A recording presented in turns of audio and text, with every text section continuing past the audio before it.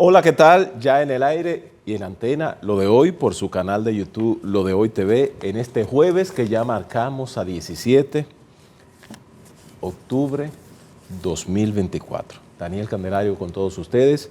Hoy, pues, quiero compartir algunas informaciones interesantes a nivel de opinión con cada uno de ustedes. Miren, yo les decía a ustedes que mi memoria es muy mala. Se lo decía ayer en el programa que hacíamos. Le hacía referencia porque yo olvidé mencionar un nombre cuando dábamos las noticias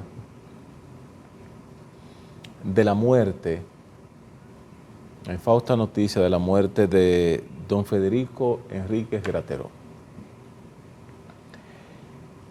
Y de verdad que las letras, el área de las letras, el periodismo en la República Dominicana pierde uno de sus más significativos representantes que ha tenido en la historia de las diferentes áreas, tanto en el área de la literatura como en el área del periodismo en nuestro país.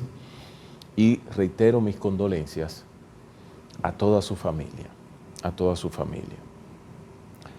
Y yo rememoraba uno que fue el nombre de uno de los que fue siempre su compañero de intercambio cultural y con el que él hacía un programa.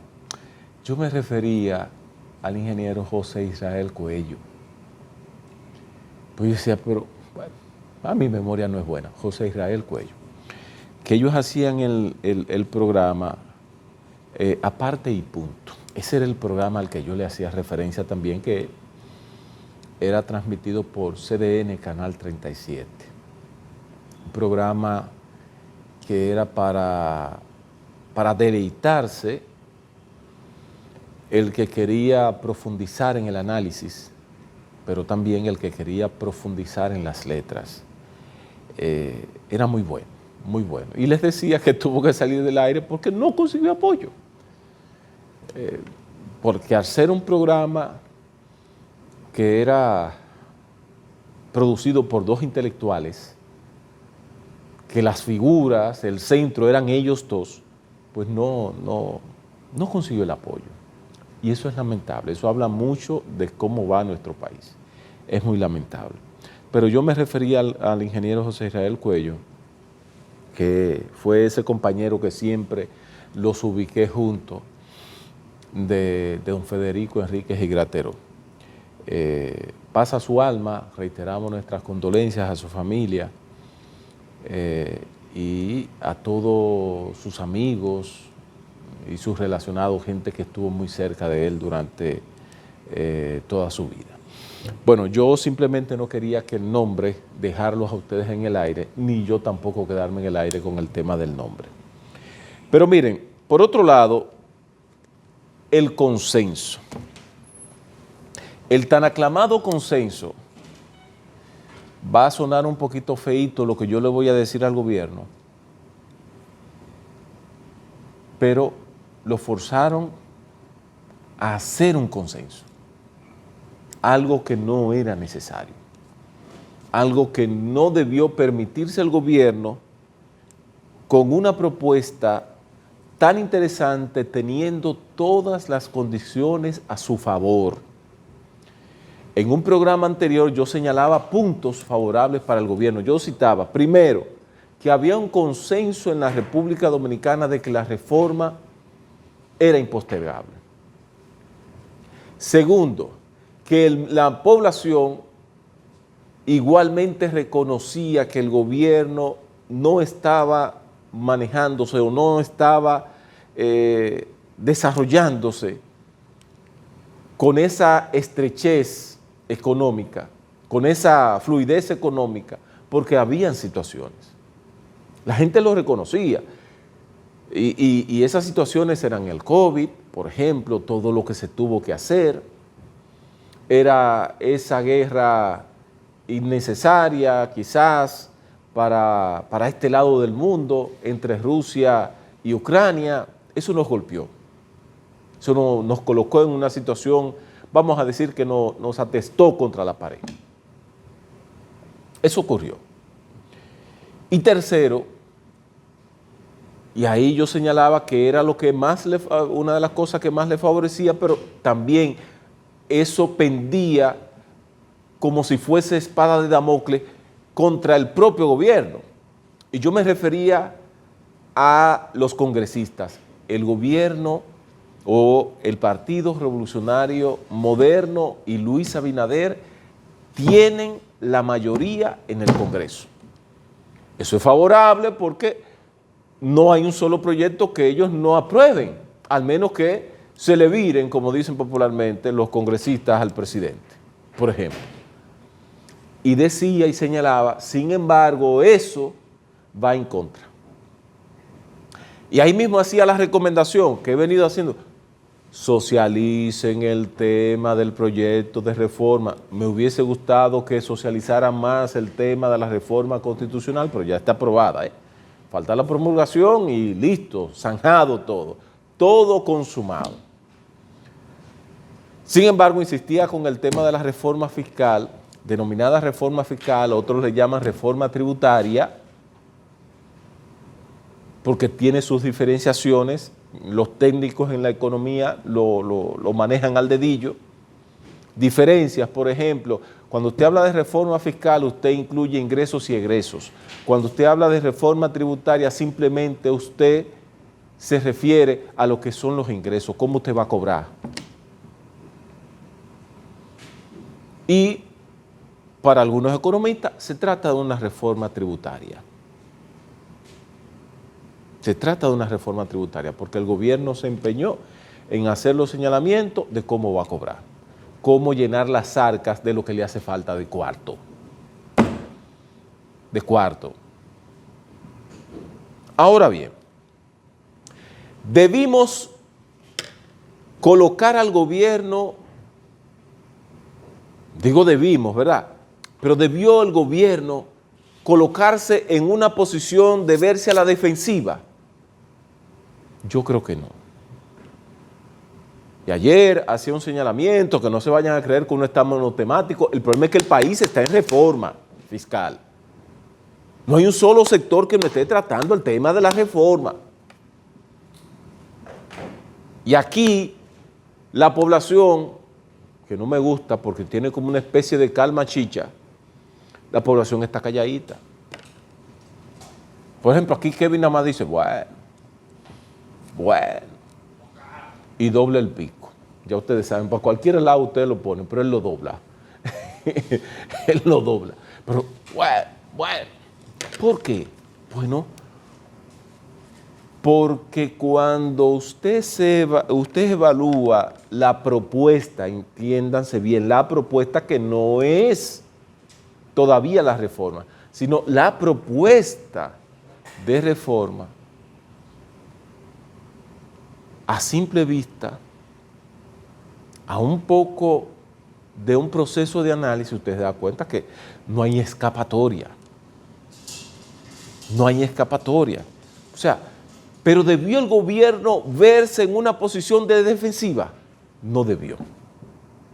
Desde un principio, decía yo, y lo reitero, el gobierno debió decir, anunciarlo. Por ejemplo, yo sé que este es el presidente del cambio y que está haciendo todo lo contrario, pero yo insisto, en cuestiones del Estado no se cambia todo de manera tan drástica. Es un proceso, es al pasito. Ahora, ¿qué aconsejaba este proyecto de reforma? Era que se presentara en la semanal, está bien, pero al otro día lo que aconsejaba era que el presidente preparase un discurso única y exclusivamente para explicarle al país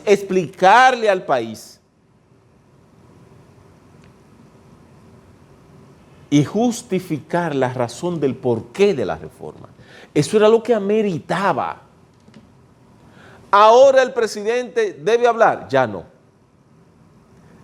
ya los distintos sectores se le fueron delante. Ya se le fueron delante. Y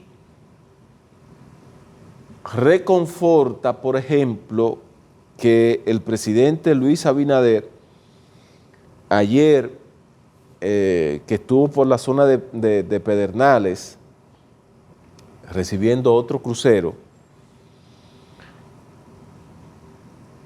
de su boca saliera el apoyo al consenso. Ahora sí estamos hablando de un pacto de reforma, si se produce ese consenso. Entonces, ¿a qué está apostando? A lo que ya yo le he señalado anteriormente. Bueno, debieron entonces, esto es lo que hay, justificarlo, y miren, lo mandamos al Congreso para que allá los legisladores en las denominadas vistas públicas escuchen a los diferentes sectores y planteen su asunto. Eso es por la forma en que fue introducido.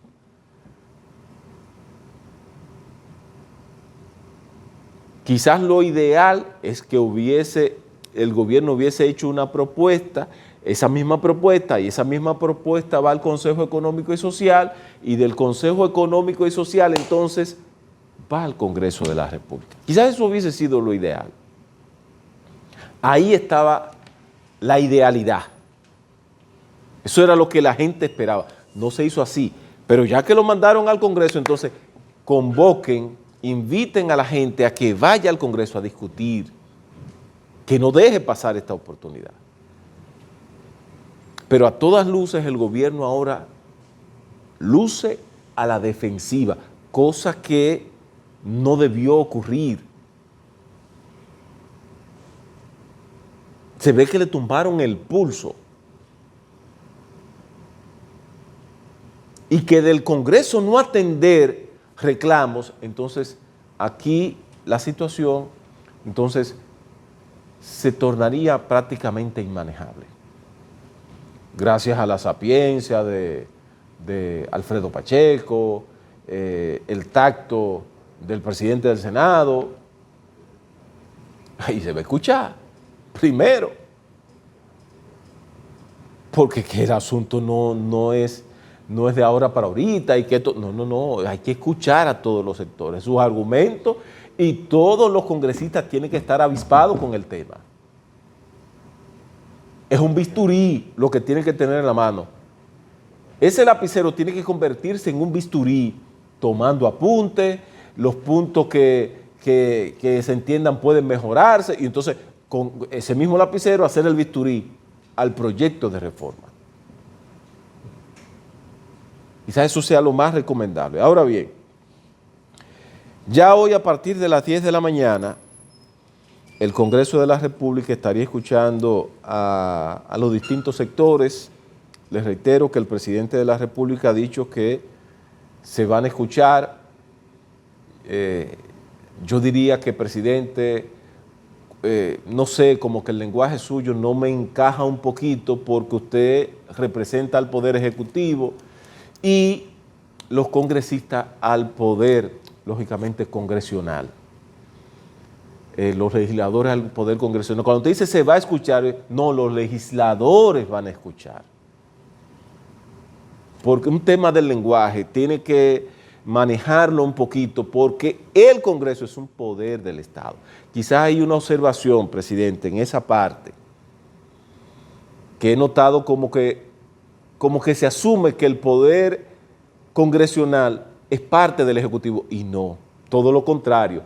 El poder legislativo es el primer poder del Estado. Hay que tener un poquito más o menos manejar la situación. Entonces, el presidente dice, ¿se va a escuchar? No. El Congreso va a escuchar. Y yo apoyo lo que el Congreso decida a nivel de escuchar a todos los sectores, y que lo haga por el tiempo que sea necesario. Quizás eso era e interpreto yo que era lo que usted quiso decir, y qué bueno que esté en ese ánimo. Solo que la separación de los poderes, es esa parte, ese señalamiento, ese puntito. Entonces, y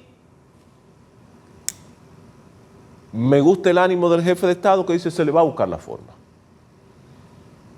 se le va a buscar la forma. Bueno, se le va a buscar la forma, qué bueno, y estas discusiones yo entiendo que debe haber una flexibilidad, se va a entrar en un proceso de negociación, entiendo yo que debe ser flexible. Hay una petición, por ejemplo, del presidente Leonel Fernández, que está pidiendo retirar el proyecto y llevarlo al Consejo Económico y Social. El planteamiento del presidente Fernández para mí es interesante, pero ya como que el gobierno no debería, ya no debe retirarlo. Ya todas las discusiones deben quedarse en el Congreso de la República. Lo ideal, lo idóneo hubiese sido que fuese primero al Consejo Económico y Social, que de ahí saliera ya la propuesta delineada, que fuese al Congreso y que el Congreso validara todo lo que estaba allí, pero ya yo creo que ese tiempo pasó porque en este momento si el gobierno lo hace, ahí sí es verdad que se ve entonces totalmente a la defensiva. Y yo creo que ya no es prudente. Y bueno, se han armado ciertas discusiones. El presidente Fernández sigue denominando el proyecto como un bombazo fiscal. Entiende el presidente Fernández que el gobierno se ha excedido, por eso el tema de las quejas a nivel nacional. Él está propiciando el diálogo. Buena actitud de parte del presidente. En el caso, por ejemplo, esto que ha hecho Omar Fernández, yo quiero saludarlo. Omar Fernández es el senador del distrito. Mire, usted puede estar de acuerdo con Omar en lo que usted quiera, pero Omar está en lo suyo. Omar está en lo suyo. Y usted dirá, bueno, ¿qué busca Omar realizando un diálogo? Que eso le debió corresponder al gobierno. Oigan bien, era el gobierno que debió propiciar ese diálogo desde un primer momento. Pero ¿qué busca Omar, el senador del distrito? Coordinando un diálogo fiscal que se denomina diálogo fiscal, desafío y oportunidades. Omar se está colocando por encima de intereses y de una posición política. Eso se llama visión. Omar ha administrado todo lo que tiene que ver con el tema de la reforma y parece que ha preferido tener este conversatorio primero y luego entonces fijar una posición. ¿Y qué ha salido de ahí? Bueno, yo les leí la invitación que me enviaron. ¿Y qué ha salido de ahí? Bueno, que los que participaron allí, entre ellos dos economistas que fueron directores de la DGII, habla del peligro inflacionario que desataría la reforma fiscal o el plan de modernización fiscal de aprobarse como fue enviado. Pero también plantea que podría aumentar la evasión en el país.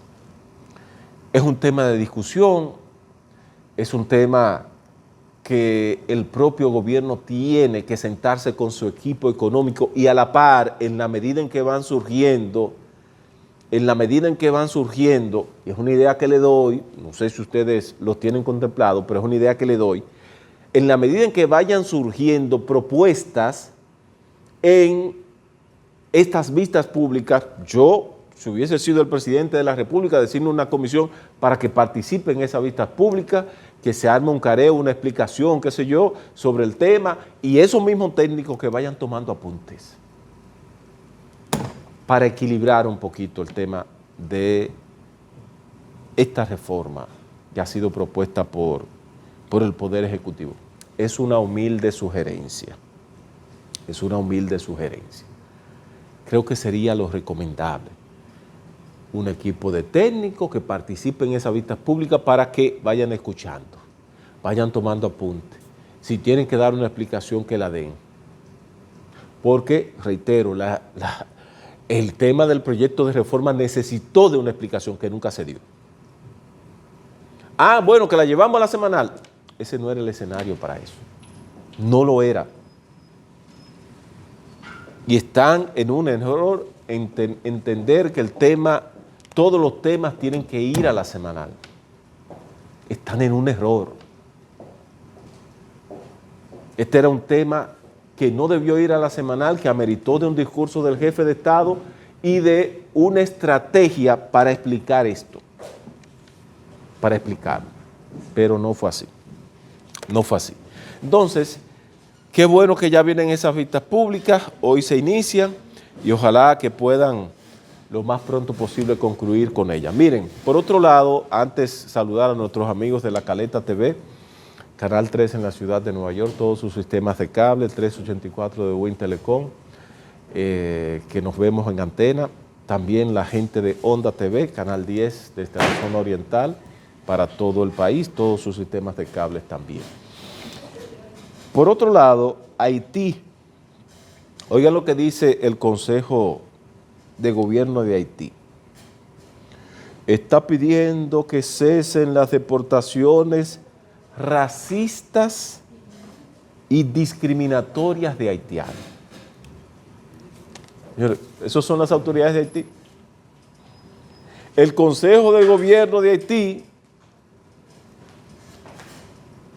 primero, que cuestionen las deportaciones, lo entiendo. Ahora, que la califiquen de racista y discriminatoria, es una falta de respeto. Es una falta de respeto. Y es una falta de respeto porque hoy ustedes son las autoridades de Haití. La República Dominicana tiene sus autoridades. Y están actuando de acuerdo a la soberanía que tiene la República Dominicana. A usted le puede gustar o no, pero usted tiene que respetar ese derecho. Se lo digo a las autoridades haitianas. Por ejemplo, pongo un caso. Cuando un dominicano es apresado en Haití, el primero que dice, correcto, por parte de las autoridades haitianas soy yo, si no está documentado. Porque cruzó a un territorio que no es el de él y no tiene la documentación ni cuenta con un permiso. No cuenta con ese permiso. Entonces yo digo, correcto por las autoridades haitianas porque tienen un control de su territorio.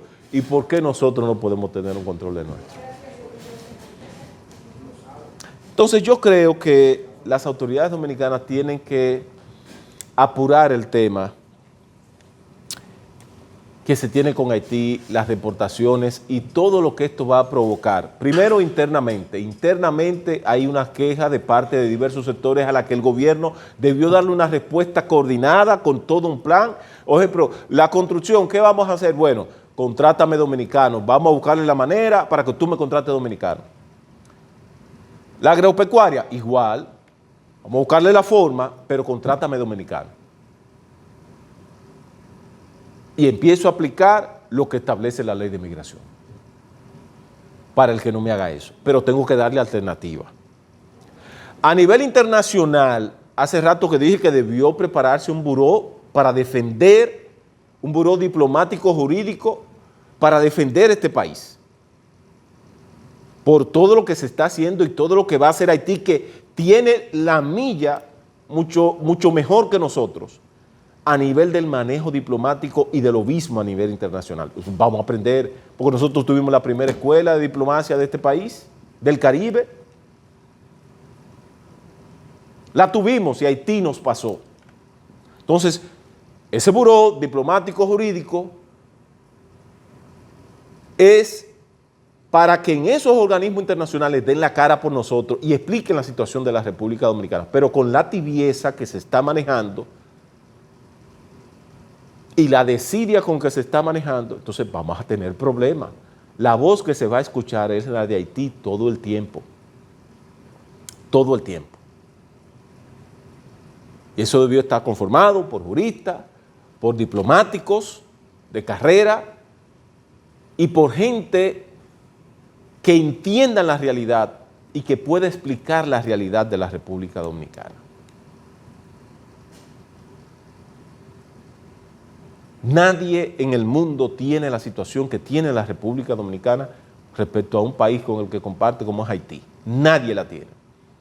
El que quiera un chin, que vaya llevándose unos cuantos también. Ya nosotros tenemos lo que nos toca. ¿Por qué no lo quieren en Canadá? ¿Por qué no lo quieren en México? ¿Por qué no lo quieren en Panamá? ¿Por qué no lo quieren en Estados Unidos? Vayan a ver cuál es la situación. Entonces nosotros que estamos al lado estamos cargando pesado. No significa que como vecinos no podamos colaborarle. Claro que hay que colaborar. Claro, en esa parte las cuotas que nos toca tenemos que agotarlas. Pero tampoco tenemos la responsabilidad de cargar con su desgracia. Y hasta aquí se los dejo. Gracias a todos. Recuerden compartir, recuerden darle a me gusta, recuerden que usted dándole a me gusta, dejándome sus comentarios y compartiendo estos videos, usted nos ayuda a crecer cada día. Nos vemos mañana.